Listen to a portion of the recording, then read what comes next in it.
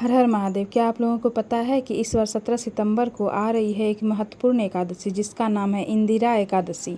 यह एकादशी पितरों को मोक्ष प्रदान करती है क्योंकि यह विशेष पितृपक्ष यानी कि श्राद्ध के समय में आ रही है। तो चलिए आज के इस वीडियो में हम जानते हैं कि इस बार आने वाली इंदिरा एकादशी के शुभ मुहूर्त कौन से हैं, अगले दिन पारण करने का समय क्या रहेगा और किस प्रकार से एकादशी का पालन करना चाहिए। इन सभी बातों को हम आज आप लोगों को बताएंगे।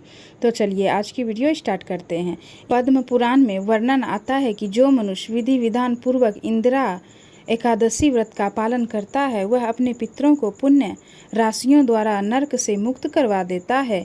इंदिरा एकादशी चतुर्मास के पवित्र 4 मासों में आती है जब भगवान श्री हरि योग निद्रा में विश्राम कर रहे होते हैं और भक्तों के तप व्रत सेवा और भक्ति द्वारा उनका ध्यान अपनी ओर आकृष्ट करते हैं।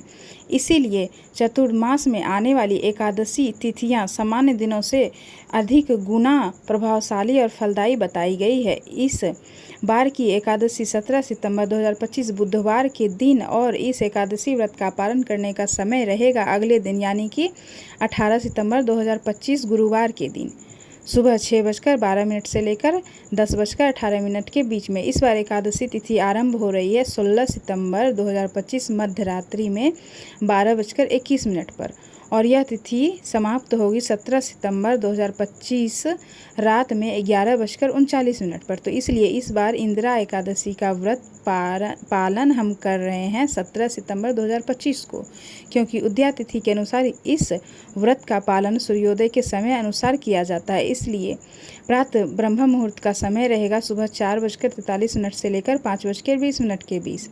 इसीलिए ये वाली एकादशी 17 सितंबर को मनाई जा रही है क्योंकि इस दिन उदया तिथि से है। भगवान विष्णु की पूजा अर्चना करने का समय रहेगा सुबह 4:57 से 6:07 के बीच में और संध्या काल में भगवान श्री हरि की पूजा करने का समय रहेगा 6:24 से लेकर 7:24 के बीच। इस बार एकादशी तिथि के दिन विश्वकर्मा पूजा भी मनाई जा रही है। तो आप लोगों को विश्वकर्मा पूजा की हार्दिक शुभकामनाएं और एकादशी की हार्दिक शुभकामनाएं। इस दिन आप लोग भगवान विष्णु का विशेष कर उनके मंत्रों का उच्चारण करें। पुराण में कहा गया है कि अगर किसी व्यक्ति के पूर्वज की मृत्यु एकादशी के दिन हुई है तब पर भी उसे एकादशी के दिन श्राद्ध क्रिया नहीं करनी चाहिए, क्योंकि एकादशी के दिन पितृ में अन्न युक्त भोजन करने से बचते हैं। इसलिए जिनके पितरों की एकादशी के दिन शरीर त्याग किया है उन्हें अपने पूर्वजों को श्राद्ध क्रिया द्वादशी पर ही करनी चाहिए, फिर सर्वपितृ अमावस्या वाले दिन। चलिए अब देखते हैं कि इंदिरा एकादशी की व्रत विधि क्या है। जितना गंभीरतापूर्वक हम इस एकादशी का पालन करेंगे उतना ही अधिक लाभ हमारे पितरों को इससे प्राप्त होगा। इसलिए आप इस दिन जो भी दान पुण्य करना चाहते हैं वो आप दान पुण्य कर सकते हैं।